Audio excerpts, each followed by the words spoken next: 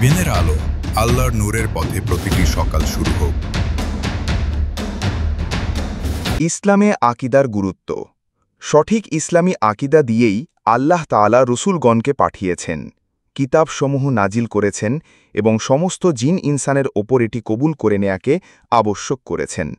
আল্লাহ তাআলা বলেন, ওয়ামা খলাকতুল জিন্না ওয়াল ইনসা ইল্লা লিয়াবুদুন মা উরিদু মিনহুম মির রিজকিন ওয়া মা উরিদু আইয়ুতঈমুন ইন্নাল্লাহা হুয়ার রাজ্জাকু যুল কুওয়াতিল মাতিন। আমি জিন এবং মানুষকে একমাত্র আমার ইবাদত করার জন্য সৃষ্টি করেছি। আমি তাদের কাছে কোনো রিজিক চাই না, কিংবা তারা আমাকে খাওয়াবে তাও চাই না। আল্লাহ নিজেই রিজিক দাতা এবং প্রবল শক্তিধর ও পরাক্রমশালী। সূরা আয-যারিয়াতের ৫৬-৫৮ নং আয়াত।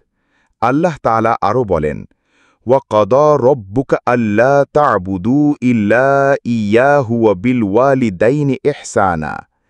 তোমার রব ফায়সালা দিয়েছেন যে তাকে ছাড়া তোমরা অন্য কারো ইবাদত করো না, আর মাতাপিতার সাথে সদ্ব্যবহার করো। সূরা বানী ইসরাঈলের ২৩ নং আয়াত। আল্লাহ তাআলা আরও বলেন, ওয়ালাকাদ বাআসনা ফি কুল্লি উম্মাতির রাসূলান আন ইউবুদুল্লাহা ওয়াজতানিবুত তাগুত। আমি প্রত্যেক উম্মতের মধ্যেই রসুল পাঠিয়েছি, তার মাধ্যমে নির্দেশ দিয়েছি যে তোমরা আল্লাহর ইবাদত করো আর তাগুতকে বর্জন করো। সূরা আন-নাহলের ৩৬ নং আয়াত। সমস্ত রসুলই এই সহিহ আকিদার দাওয়াত নিয়ে এসেছেন। সমস্ত আসমানি কিতাবই এই সহিহ আকিদার বিশদ বিবরণ দেওয়ার জন্যই নাজিল হয়েছে এবং এটাকে ভঙ্গকারী অথবা এটাকে ত্রুটিযুক্তকারী বিষয়গুলো স্পষ্ট করার জন্যই অবতীর্ণ হয়েছে। প্রাপ্তবয়স্ক প্রত্যেক মানুষকেই তা গ্রহণ করার আদেশ করা হয়েছে। সুতরাং আকিদার বিষয়টি যেহেতু এত মর্যাদাবান ও গুরুত্বপূর্ণ, তাই সর্বপ্রথম এর প্রতি গুরুত্ব দেয়া, নিয়ে গবেষণা করা এবং এর জ্ঞান অর্জন করা জরুরি। কেননা সহিহ আকিদার ওপরই মানুষের ইহ ও পরকালীন সৌভাগ্য নির্ভর করে। আল্লাহ তাআলা বলেন, ফামাই ইয়াকফুরু বিত-তাগুতি ওয়া ইউমিন বিল্লাহি ফাকাদ ইসতামসাকা বিল উওয়াতিল উসকা লা ইনফিসামা লাহা ওয়াল্লাহু সামিউন আলীম। অর্থাৎ, যে ব্যক্তি তাগুতকে অস্বীকার করে এবং আল্লাহর উপর বিশ্বাস স্থাপন করে, সে ধারণ করে নেয় সুদৃঢ় হাতল, যা বিচ্ছিন্ন হবার নয়। আর আল্লাহ সর্বশ্রোতা ও সর্বজ্ঞ। সূরা আল-বাকারার ২৫৬ নং আয়াত। অর্থাৎ, যে ব্যক্তি এই সহিহ আকিদা থেকে হাত গুটিয়ে নেবে, সে বিষয়ে নিজস্ব খেয়াল খুশি ও বাতিল ধারণার দিকে ধাবিত হবে। সুতরাং যে সঠিক পথ থেকে বিচ্যুত হবে, সে তার সামনে বাতিল ছাড়া অন্য কিছু দেখতে পাবে না। সূরা হাজের ৬২ নং আয়াতে আল্লাহ তাআলা বলেন, যালিকা বিআন্নাল্লাহা হুয়াল হাক্কু ওয়া আন্না মা ইয়াদউনা মিন দুনিহিল বাতিল। আল্লাহই সত্য আর তার পরিবর্তে তারা যাকে ডাকে তা বাতিল। সঠিক পথ থেকে বিচ্যুত লোকের পরিণাম জাহান্নামের দিকেই হবে। তা কতই না নিকৃষ্ট বাসস্থান। মোট কথা, তাগুতকে অস্বীকার না করা পর্যন্ত কারো ইসলাম পরিশুদ্ধ হবে না। কালেমায়ে তাইয়্যেবা লা ইলাহা ইল্লাল্লাহ এর মর্মার্থ এটি। সুতরাং লা ইলাহা কথার মাধ্যমে প্রত্যেক ওই তাগুতকে অস্বীকার করা হয়েছে আল্লাহর পরিবর্তে যার ইবাদত করা হয়। আর ইল্লাল্লাহ কালেমার অংশের মাধ্যমে কেবল আল্লাহর একত্ব সাব্যস্ত করা হয়েছে। আল্লাহ তাআলা বলেন, ওয়ালাকাদ বাআসনা ফি কুল্লি উম্মাতির রাসূলান আন ইউবুদুল্লাহা ওয়াজতানিবুত তাগুত। আমি প্রত্যেক উম্মতের মধ্যেই রসুল পাঠিয়েছি, তার মাধ্যমে নির্দেশ দিয়েছি যে তোমরা আল্লাহর ইবাদত করো আর তাগুতকে বর্জন করো। সূরা আন-নাহলের ৩৬ নং আয়াত। সুতরাং আল্লাহর ইবাদতকে একটি বিষয় হিসেবে নির্ধারণ করা হয়েছে, আর তাগুতের ইবাদতকে অন্য একটি বিষয় হিসেবে নির্ধারণ করা হয়েছে। সুতরাং একজন মানুষ কেবল তখনই মুসলিম বলে গণ্য হবেন যখন তিনি আল্লাহর ইবাদত করবেন এবং একই সাথে তাগুত থেকে দূরে থাকবেন। আর তাগুত শব্দের উৎপত্তি হয়েছে আত-তুগয়ান থেকে।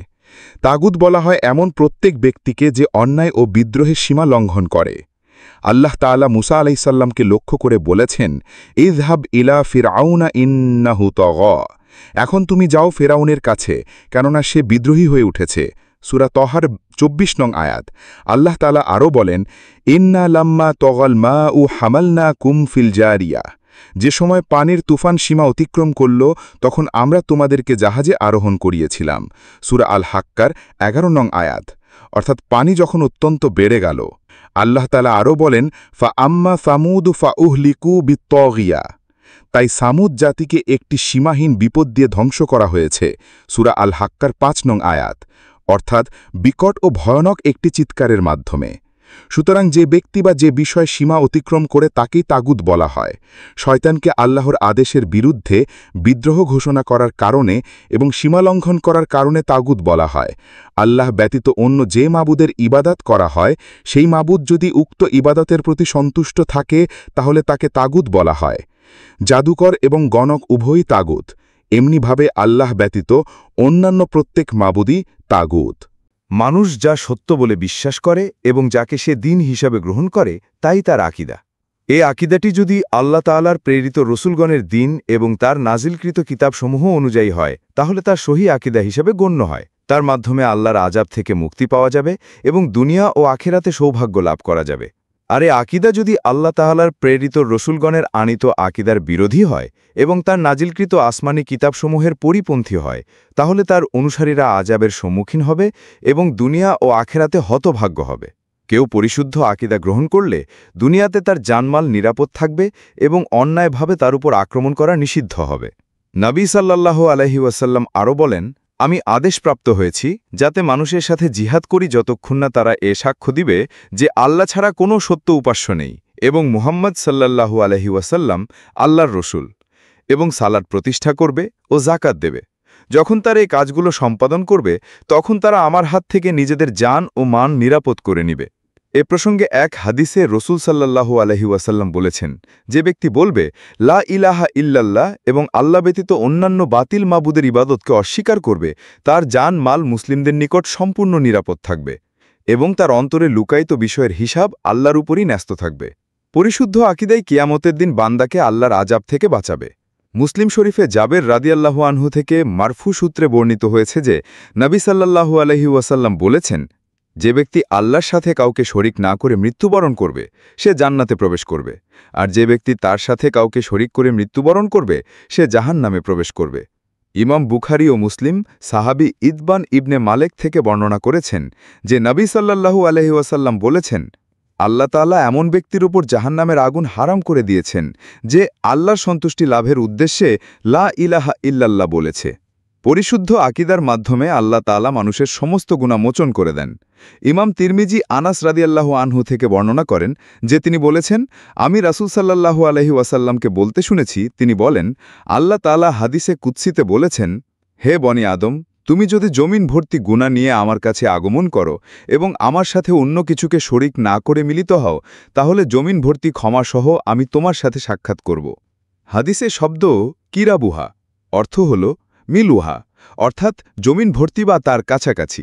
সুতরাং আল্লাহর ক্ষমা পাওয়ার শর্ত হল শিরক মুক্ত পরিশুদ্ধ আকিদা থাকতে হবে, চাই শিরকের পরিমাণ বেশি হোক বা কম হোক, ছোট শিরক হোক বা বড় শিরক হোক।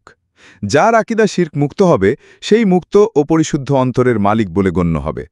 এ শ্রেণীর লোকের ব্যাপারে আল্লাহ তাআলা বলেন, সেদিন ধন সম্পদ ও সন্তান সন্ততি কোনো উপকারে আসবে না, কিন্তু যে পরিশুদ্ধ অন্তর নিয়ে আল্লাহর কাছে আসবে তাই হবে। আল্লামা ইবনুল কাইয়িম রহিমাহুল্লাহ ইতবান ইবনে মালেকের হাদিসের ব্যাখ্যায় বলেন, সেসব পরিশুদ্ধ তাওহীদের অধিকারীগণ ক্ষমাপ্রাপ্ত হবে যারা তাদের তাওহীদের সাথে শিরক মিশ্রিত করেনি, আর যাদের অবস্থা শিরক মুক্ত হবে না তারা ক্ষমাও প্রাপ্ত হবে না। সুতরাং তাওহীদপন্থী যে লোক আল্লাহর সাথে কোনো কিছুকে শরিক না করা অবস্থায় জমিন ভর্তি গুনাহ নিয়ে সাক্ষাৎ করবে, আল্লাহ তাআলা তার সাথে জমিন ভর্তি ক্ষমা নিয়ে সাক্ষাৎ করবেন। যার তাওহীদ ত্রুটিপূর্ণ হবে সে এ ফজিলত অর্জন করতে পারবে না। সুতরাং খাঁটি তাওহীদের সাথে যদি শিরক মিশ্রিত হয় তাহলে তার সাথে কোনো গুনাহ অবশিষ্ট থাকে না, কেননা পরিশুদ্ধ আকিদা আল্লাহর ভালোবাসা, তার প্রতি শ্রদ্ধাবোধ, তার ভয়, একমাত্র তার নিকট আশা ভরসা ইত্যাদিকে আবশ্যক করে, আর এটি নিঃসন্দেহে গুনাহ মোচন হওয়ার কারণ, যদিও এটা জমিন ভর্তি না হোক না কেন।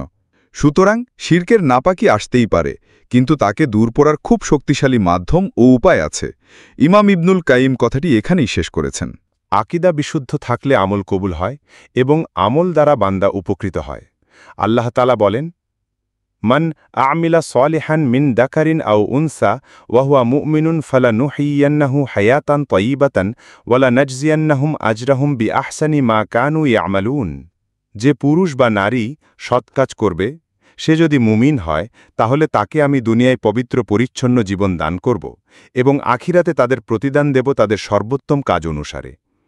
আর যদি আকীদা পরিশুদ্ধ না হয় তাহলে বিপরীত হবে, কেননা বাতিল আকীদা সমস্ত আমল বরবাদ করে দেয়।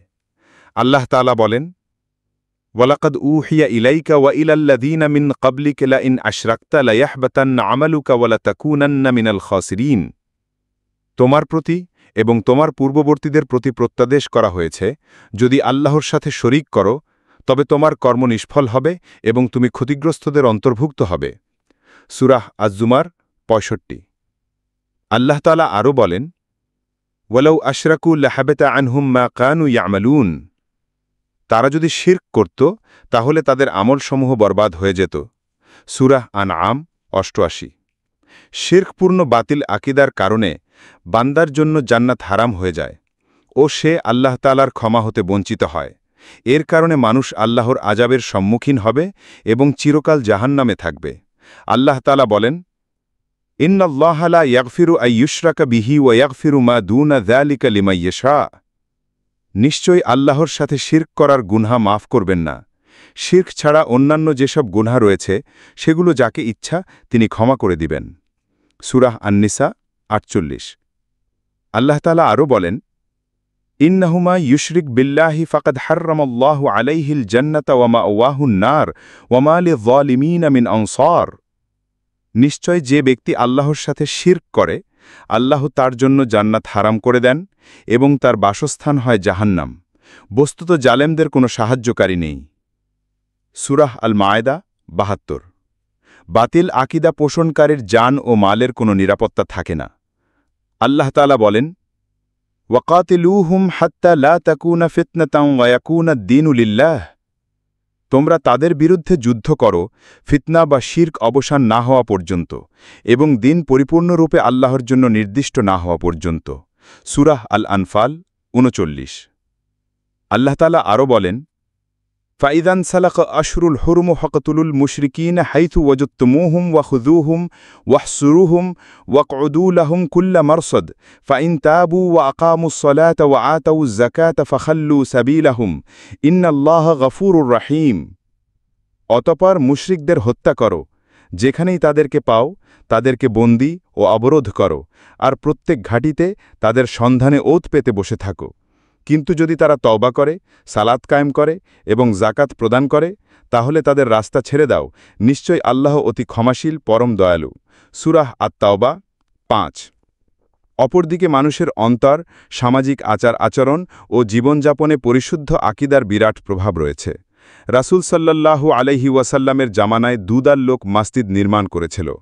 একদল লোক সৎ নিয়ত ও আল্লাহ তাআলার প্রতি সাহিহ আকীদা পোষণ করে মসজিদ নির্মাণ করেছিল। অন্য একটি দল অসৎ উদ্দেশ্যে এবং বাতিল আকীদার উপর একটি মসজিদ নির্মাণ করেছিল। অতঃপর আল্লাহ তাআলা তার নবীকে ওই মসজিদে সালাত আদায় করার আদেশ করলেন, যা তাকওয়া এবং পরিশুদ্ধ ঈমানের উপর প্রতিষ্ঠিত। আর যে মসজিদ কুফরি করার জন্য ও অসৎ উদ্দেশ্যে নির্মিত হয়েছে তাতে তিনি তার নবীকে সালাতের জন্য দাঁড়াতে নিষেধ করেছেন। আল্লাহ তাআলা বলেন, والذين اتخذوا مسجدا ضرارا وكفرا وتفريقا بين المؤمنين وإرصادا لمن حارب الله ورسوله من قبل وليحلفن إن أردنا إلا الحسنى والله يشهد إنهم لكاذبون لا تقم فيه أبدا لمسجد أسس على التقوى من أول يوم أحق أن تقوم فيه رجال يحبون أن يتطهروا والله يحب المطهرين أفمن أسس بنيانه على تقوى من الله ورضوان خير أم من أسس بنيانه على شفا جرف هار فانهار به في نار جهنم والله لا يهدي القوم الظالمين। যারা সত্যের দাওয়াতকে ক্ষতিগ্রস্ত করার উদ্দেশ্যে, কুফরি করার জন্য, মুমিনদের মধ্যে বিভেদ সৃষ্টি করার লক্ষ্যে এবং ওই ব্যক্তির জন্য গোপন ঘাঁটি বানাবার উদ্দেশ্যে একটি মসজিদ নির্মাণ করেছে, তারা অবশ্যই কসম খেয়ে বলবে, ভালো ছাড়া আর কোনো ইচ্ছাই আমাদের ছিল না। কিন্তু আল্লাহ সাক্ষ্য দিচ্ছেন যে তারা একেবারেই মিথ্যাবাদী। তুমি কখনো সেখানে দাঁড়াবে না, তবে যেই মসজিদের ভিত্তি স্থাপন করা হয়েছে তাকওয়ার উপর প্রথম দিন থেকেই সেটি তোমার দাঁড়াবার যোগ্য স্থান। সেখানে রয়েছে এমন লোক যারা পবিত্রতা অর্জন করাকে ভালোবাসে, আর আল্লাহ পবিত্র লোককে ভালোবাসেন। তুমি কি মনে করো যে ব্যক্তি আল্লাহ ভীতি ও তার সন্তুষ্টি অর্জনের উপর নিজের ইমারতের ভিত্তি স্থাপন করল সে ভালো, না যে ব্যক্তি তার ইমারতের ভিত উঠালো পতনমুখী একটি গর্তের কিনারায়, অতপর তাকে নিয়ে সোজা জাহান্নামের আগুনে গিয়ে পড়ল? এ ধরনের জালিমদেরকে আল্লাহ কখনও সোজা পথ দেখান না। সূরা আত-তাওবা ১০৭ থেকে ১০৯। বুখারী অধ্যায় কিতাবুল ঈমান, মুসলিম অধ্যায় লা ইলাহা পাঠ না করা পর্যন্ত লোকদের সাথে জিহাদ করার আদেশ, মুসলিম অধ্যায় যে ব্যক্তি শিরক করে মৃত্যু বরণ করল সে জাহান্নামে প্রবেশ করবে, বুখারী অধ্যায় বাড়িঘরে সালাতের স্থান নির্ধারণ করা, মুসলিম অধ্যায় জামাতের সাথে সালাত পড়া হতে বিরত থাকার অনুমতি, তিরমিজি অধ্যায় গুনাহ করার পর বান্দার জন্য আল্লাহর ক্ষমা। ইমাম আলবানী রাহিমাহুল্লাহ হাদিসটিকে সাহিহ বলেছেন। দেখুন সিলসিলায় সাহিহা হাদিস নং ১২৭। সঠিক ইসলামী আকিদা সম্পর্কে জ্ঞান অর্জনের আবশ্যকতা। প্রিয় ভাইগণ, আল্লাহ তাআলা আমাকে এবং আপনাদেরকে ইসলামের সঠিক আকিদা সম্পর্কে জ্ঞান অর্জনের তৌফিক দান করুন। কেননা প্রত্যেক মুসলিমের উপর ইসলামের সহি আকিদা সম্পর্কে জ্ঞান অর্জন করা জরুরি। সহি আকিদার অর্থ এবং তার ভিত্তি সম্পর্কে জানা আবশ্যক। সেই সঙ্গে সহি আকিদা পরিপন্থী এবং যা এটাকে ভঙ্গ ও বাতিল করে দেয় সে সম্পর্কেও জানা আবশ্যক। বড় এবং ছোট উভয় প্রকার শিরকই সহি আকিদাকে ভঙ্গ কিংবা ত্রুটিপূর্ণ করে দেয়। আল্লাহ তাআলা কুরআন মাজিদে বলেন, ফাআলাম আন্নাহু লা ইলাহা ইল্লাল্লাহু ওয়াস্তাগফির লিযানবিকা। তুমি জেনে নাও যে আল্লাহ ছাড়া সত্য কোনো উপাস্য নেই, অতপর তোমার গুনাহ থেকে ক্ষমা প্রার্থনা করো। সূরা মুহাম্মদ। আল্লাহ তাআলা ইমাম বুখারী রাহিমাহুল্লাহ তার সহিহ গ্রন্থে তাওহীদের জ্ঞান অর্জনের গুরুত্ব বর্ণনা করতে গিয়ে যে অধ্যায় রচনা করেছেন তা হল বাবুল ইলম ক্বাবলাল কওলি ওয়াল আমাল, অর্থাৎ কথা ও কাজের আগে জ্ঞান থাকা জরুরি। অতঃপর তিনি উপরোক্ত আয়াত দিয়ে দলিল পেশ করেছেন। আল্লামা ইমাম ইবনুল কাইয়িম রাহিমাহুল্লাহ এই মক্কি সূরাটির ব্যাপারে কথা বলতে গিয়ে বলেন, জেনে রাখা আবশ্যক যে এই সূরাটি সুমহান উদ্দেশ্যগুলোকে স্পষ্টভাবে বর্ণনা করেছে এবং পরিপূর্ণ আকারে নিজের মধ্যে ধারণ করেছে। তাতে আমাদের একমাত্র মাবুদ আল্লাহর পরিচয়কে তার ৩টি নামের মাধ্যমে তুলে ধরা হয়েছে। এতে আল্লাহর তাআলার অতি সুন্দর নামাবলী ও সুমহান গুণাবলীর অর্থ বিদ্যমান এবং এর উপরই বাকি সব নাম ও গুণাবলীর ভিত্তি। এগুলো হচ্ছে আল্লাহ, রব এবং রাহমান। সূরাটির মূল বিষয় হল আল্লাহর তাআলার উলুহিয়াত, রুবুবিয়াত এবং তার সুবিশাল রহমত সম্পর্কে। ইয়্যাকা না'বুদুর মাধ্যমে আল্লাহ তাআলার একচ্ছত্র উলুহিয়াত সাব্যস্ত করা হয়েছে, ইয়্যাকা নাস্তাঈনের মাধ্যমে তার রুবুবিয়াত সাব্যস্ত হয়েছে। আর আল্লাহ তাআলার কাছে সিরাতুল মুস্তাকিমের হেদায়েত চাওয়ার সম্পর্ক তার রহমত সিফাতের সাথে করা হয়েছে, কেননা তিনি তার বান্দার উপর দয়াশীল বলেই তাদেরকে সিরাতুল মুস্তাকিমের পথ দেখান। আর হামদ বা আল্লাহ তাআলার প্রশংসা ৩টি বিষয়কে শামিল করে। তিনি তার উলুহিয়াত, রুবুবিয়াত এবং রহমত এই ৩টি কারণেই প্রশংসিত। আল্লাহর তাআলার বড়ত্বের কারণেই তার প্রশংসা ও গুণাবলীর বর্ণনা করা আবশ্যক। সূরা ফাতিহায় পুনরুত্থান এবং বান্দার ভালো মন্দ আমলের বিনিময় দেওয়ার বিষয়টিও সাব্যস্ত হয়েছে। সেদিন আল্লাহ তাআলা একাই সমস্ত সৃষ্টির মধ্যে ফায়সালা করবেন এবং তার ফায়সালা হবে পরিপূর্ণ ইনসাফ ভিত্তিক। সূরা ফাতিহার আয়াত মালিক ইয়াউমিদ্দিন উপরোক্ত সব বিষয়কে সাব্যস্ত করেছে। এই সূরাটি নবীদের নবুয়াতকেও একাধিকভাবে সাব্যস্ত করেছে। অতঃপর ইমাম ইবনুল কাইয়িম রাহিমাহুল্লাহ নবী রসুলদের নবুয়াত ও রিসালাত সম্পর্কে এমন দীর্ঘ আলোচনা করেছেন যা অত্যন্ত উপকারী। সূরা ফাতিহা ও মক্কি সূরাসমূহের বিষয়বস্তু সম্পর্কে আলোচনা করার শেষ পর্যায়ে তিনি বলেছেন, শুধু এই সূরাতেই নয় বরং পুরো কুরআনই নাজিল হয়েছে তাওহীদ, এটার হক এবং এটা কবুলকারীদের পুরস্কারের ব্যাপারে এবং শির্ক এবং এটাকে প্রত্যাখ্যানকারী মুশরিকদের শাস্তির ব্যাপারে। সুতরাং দেখা যাচ্ছে যে আলহামদুলিল্লাহি রব্বিল আলামিনের মধ্যে তাওহিদ রয়েছে, আর রহমানির রহিমের মধ্যে তাওহিদ রয়েছে, এবং ইয়াকা না'বুদু ওয়া ইয়াকা নাস্তাঈনের মধ্যেও তাওহিদ রয়েছে। ইহদিনাস সিরাতাল মুস্তাকিম সিরাতুল্লাযীনা আন'আমতা আলাইহিম এর মধ্যেও তাওহিদ রয়েছে, অর্থাৎ যারা তাওহিদকে প্রত্যাখ্যান করা এবং এটা থেকে দূরে থাকার কারণে শাস্তিপ্রাপ্ত হয়েছে তাদের আলোচনা করা হয়েছে এবং তাদের পথে পরিচালিত না করার প্রার্থনা করা হয়েছে।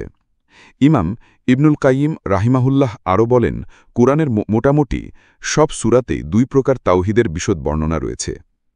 কুরআনে রয়েছে আল্লাহর তাআলার পবিত্র সত্তা, তার অতি সুন্দর নামাবলী ও সুমহান গুণাবলী সম্পর্কে সংবাদ। এটি হচ্ছে তাওহিদুল ইলমি আল খাবরি, অর্থাৎ আল্লাহর পরিচিত ও খবর সংক্রান্ত তাওহিদ। আর এতে আছে তাওহিদের সাথে একমাত্র তার ইবাদাতের দিকে আহ্বান। তিনি এক, দ্বিতীয় ও তার কোনো শরিক নেই। সেই সঙ্গে এতে আছে আল্লাহর তাআলা ব্যতীত অন্যান্য বস্তুর ইবাদাত প্রত্যাখ্যান করার আহ্বান। আর এটি হচ্ছে তাওহিদুল উলুহিয়া। আর এটাকে তাওহিদুল ইরাদাদি ও তলাবি বলা হয়। অথবা কোরআনের মধ্যে আছে আদেশ, নিষেধ ও আল্লাহর তাআলার আনুগত্য করা আবশ্যক হওয়ার বিষয়াদি। আর এটি হচ্ছে তাওহিদের হক এবং এটার পরিপূরক। অথবা এতে আছে আল্লাহ তাআলার পক্ষ থেকে তাওহিদপন্থীদেরকে সম্মানিত করা এবং দুনিয়াতে তাদেরকে পুরস্কৃত করা এবং আখিরাতে তাদেরকে যা দিয়ে সম্মানিত করবেন এটার খবরাবলী। অথবা এতে আছে মুশরিক ও দুনিয়াতে তাদের উপর যে যন্ত্রণাদায়ক শাস্তি নেমে এসেছিল এবং আখিরাতে তাদের জন্য যে বিরাট শাস্তি অপেক্ষা করছে তার বিবরণ। আর এটি হচ্ছে তাওহিদ থেকে বিচ্যুত লোকদের পুরস্কারের খবরাবলী। ইমাম ইবনুল কাইয়িমের বক্তব্য এখানে শেষ। পরিশুদ্ধ আকীদা পোষণ করার প্রতি এত গুরুত্ব দেওয়ার পরেও যারা কুরআন পড়ে তারা অধিকাংশ সঠিকভাবে আকীদা বুঝে না। এর ফলে তারা হকের সাথে বাতিলের মিশ্রণ ঘটায় এবং আকীদার ক্ষেত্রে ভুলভ্রান্তিতে লিপ্ত হয়। তারা বাপদাদাকে যে আকীদার উপর পায় তারই অনুসরণ করার কারণেই এমনটি হয়ে থাকে। চিন্তা গবেষণার সাথে কুরআন না পড়াও তাদের বিভ্রান্তির অন্যতম কারণ। মূলত আল্লাহর সাহায্য ছাড়া বিভ্রান্তি থেকে বাঁচার কোনো উপায় নেই এবং তার সাহায্য ছাড়া সঠিক আকীদার উপর টিকে থাকারও কোনো শক্তি নেই। পরিশুদ্ধ ইসলামী আকীদার দিকে দাওয়াত দেয়ার গুরুত্ব। আল্লাহ তাআলা যে মুসলিমকে সহি আকীদার নিয়ামত প্রদান করেন ও এটাকে আঁকড়ে ধরার তাওফিক দিয়ে সম্মানিত করেন, তার উপর আবশ্যক হয় যে তা শিরক ও জাহেলিয়াতের অন্ধকার থেকে বের করে আনার জন্য এবং তাওহিদ ও সহি আকীদার আলোর দিকে আসার জন্য মানুষকে দাওয়াত দিবে। আল্লাহ তাআলা বলেন, فَمَن يَكْفُرُ بِالطَّاغُوتِ وَيُؤْمِن بِاللَّهِ فَقَدِ اسْتَمْسَكَ بِالْعُرْوَةِ الْعُثْقَىٰ لَا انفِصَامَ لَهَا وَاللَّهُ سَمِيعٌ عَلِيمٌ الله ولي الذين آمنوا يخرجهم من الظلمات إلى النور والذين كفروا أولياؤهم الطاغوت يخرجونهم من النور إلى الظلمات أولئك أصحاب النار هم فيها خالدون। যে ব্যক্তি তাগুতকে অস্বীকার করে এবং আল্লাহর উপর বিশ্বাস স্থাপন করে সে ধারণ করে নিয়েছে সুদৃঢ় হাতল যা বিচ্ছিন্ন হবার নয়, আর আল্লাহ সর্বশ্রোতা ও সর্বজ্ঞ। যারা ঈমান আনে আল্লাহ তাদের বন্ধু, তিনি তাদেরকে অন্ধকার থেকে আলোর দিকে নিয়ে আসেন। আর যারা কুফরি করে তাদের বন্ধু হচ্ছে তাগুত, তারা তাদের আলো থেকে অন্ধকারে টেনে নিয়ে যায়। এরা আগুনের অধিবাসী, সেখানে তারা চিরকাল থাকবে। সূরা আল বাকারা 256 থেকে 257। সমস্ত রাসূল আকীদা পরিশুদ্ধ করার দাওয়াত দেওয়ার মাধ্যমেই তাদের দাওয়াতের সূচনা করেছেন। এর আগে তারা অন্য কিছু দিয়ে শুরু করেননি। যেমন আল্লাহ তাআলা বলেন, ওয়ালাকাদ বাআসনা ফি কুল্লি উম্মাতির রাসূলান আন ইয়াবুদুল্লাহা ওয়াজতানিবুত তাগুত। আমি প্রত্যেক উম্মতের মধ্যেই রসুল পাঠিয়েছি, তার মাধ্যমে এই নির্দেশ দিয়েছি যে তোমরা আল্লাহর ইবাদত করো আর তাগুতকে বর্জন করো। আন্নাহাল ৩৬। প্রত্যেক রসুলই প্রথম যখন তার জাতির লোকদেরকে দাওয়াত দিতেন তখন তিনি বলতেন, ইয়া কওমি আবুদুল্লাহ মা লাকুম মিন ইলাহিন গায়রুহ, হে আমার সম্প্রদায়, তোমরা আল্লাহর ইবাদত করো, তিনি ব্যতীত তোমাদের অন্য কোনো সত্য মাবুদ নেই। সূরা হুদ ৫০। নূহ আলাইহিসসালাম, হুদ আলাইহিসসালাম, সলেহ আলাইহিসসালাম, শুআয়ব আলাইহিসসালাম, ইব্রাহিম আলাইহিসসালাম, মুসা আলাইহিসসালাম, ঈসা আলাইহিসসালাম, মুহাম্মদ সাল্লাল্লাহু আলাইহি ওয়াসাল্লাম এবং সমস্ত রসুল আলাইহিমুসসালাম ও অনুরূপ করতেন। সুতরাং যারা এ আকিদার জ্ঞান অর্জন করতে সক্ষম হবে এবং এর উপর আমল করার তাওফিক পাবে, তারা যেন এটাকে নিজের মধ্যে সীমাবদ্ধ না রাখে, বরং তারা হিকমত ও উত্তম নসিহতের মাধ্যমে লোকদেরকে এদিকে দাওয়াত দিবে। এ আকিদার দিকে দাওয়াত দেয়াকেই মূল কাজ মনে করবে এবং এখান থেকে যাত্রা শুরু করবে। সুতরাং তাওহিদের দাওয়াত দেয়ার পূর্বে ফরজ বা ওয়াজিব কোনো বিষয় বাস্তবায়ন করা কিংবা হারাম কোনো জিনিস বর্জন করার দিকে দাওয়াত দিবে না। এতে করেই সহি আকিদা প্রতিষ্ঠিত হবে, কেননা আকিদা হল ইসলামের মূল ভিত্তি এবং সমস্ত আমলকে পরিশুদ্ধকারী। আকিদা ঠিক হওয়া ব্যতীত কোনো আমলই সহি হয় না, কবুল হয় না এবং আমলের সওয়াবও দেয়া হয় না। আর এ সহজ কথাটি সকলেরই জানা আছে যে ভিত্তিপ্রস্তর ব্যতীত কোনো ঘর প্রতিষ্ঠিত হয় না এবং এটা ঠিকও থাকে না। এজন্যই রসুলগণ সর্বপ্রথম আকিদা সংশোধনের প্রতি গুরুত্ব দিতেন। নবী করিম সাল্লাল্লাহু আলাইহি ওয়াসাল্লাম যখন ইসলাম প্রচারের জন্য সাহাবীদেরকে পাঠাতেন, তখন সর্বপ্রথম আকিদা সংশোধন করার দাওয়াত দেয়ার আহ্বান জানানোর উপদেশ দিতেন। আব্দুল্লাহ ইবনে আব্বাস রাদিয়াল্লাহু আনহু থেকে বর্ণিত, রসুল সাল্লাল্লাহু আলাইহি ওয়াসাল্লাম যখন মুআজ রাদিয়াল্লাহু আনহুকে ইয়ামানে পাঠান, তখন তিনি বলেন, ইন্নাকা তা'তি কওমান মিন আহলিল কিতাবি ফালিয়াকুন আউওয়ালা মা তা'দউ ইলাইহি শাহাদাতু আল্লা ইলাহা ইল্লাল্লাহ ওয়া ফি রিওয়ায়াতিন ইলা আন ইউওয়াহিদুল্লাহ فإنهم أطاعوا لذلك فأعلمهم أن الله افترض عليهم 5 صلوات في كل يوم وليلة فإنهم أطاعوا لذلك فأعلمهم أن الله افترض عليهم صدقة تؤخذ من أغنيائهم فترد في فقرائهم فإنهم أطاعوا لذلك فإياك وكرائم أموالهم واتق دعوة المظلوم فإنه ليس بينها وبين الله حجاب। তুমি এমন এক সম্প্রদায়ের কাছে যাচ্ছ যারা আহলে কিতাব। সর্বপ্রথম যে জিনিসের দিকে তুমি তাদের আহ্বান জানাবে তা হচ্ছে লা ইলাহা ইল্লাল্লাহের সাক্ষ্যদান করা। অন্য বর্ণনায় আছে, তুমি তাদেরকে এককভাবে আল্লাহর ইবাদত করার আহ্বান জানাবে। এ বিষয়ে তারা যদি তোমার অনুগত হয়, তাহলে তাদেরকে জানিয়ে দাও যে আল্লাহ তাআলা তাদের উপর দিনে রাতে 5 ওয়াক্ত সালাত ফরজ করেছেন।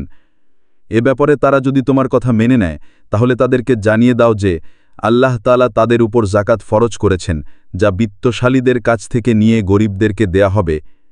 এ ব্যাপারে তারা যদি তোমার অনুগত হয়, তাহলে তাদের উৎকৃষ্ট মালের ব্যাপারে তুমি খুব সাবধান থাকবে। আর মাজলুমের বদদোয়াকে পরিহার করে চলবে, কেননা মাজলুমের ফরিয়াদ এবং আল্লাহ তাআলার মাঝখানে কোনো পর্দা নেই।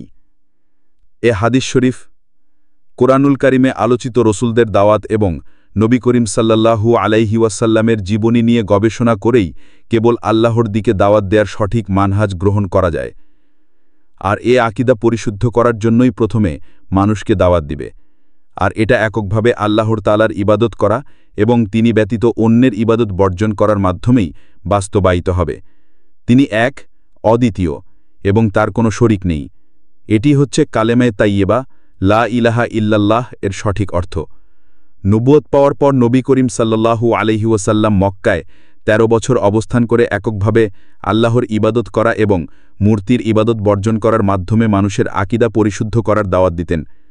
সবকিছুর আগে তিনি আকিদা সংশোধনের দাওয়াত দিতেন।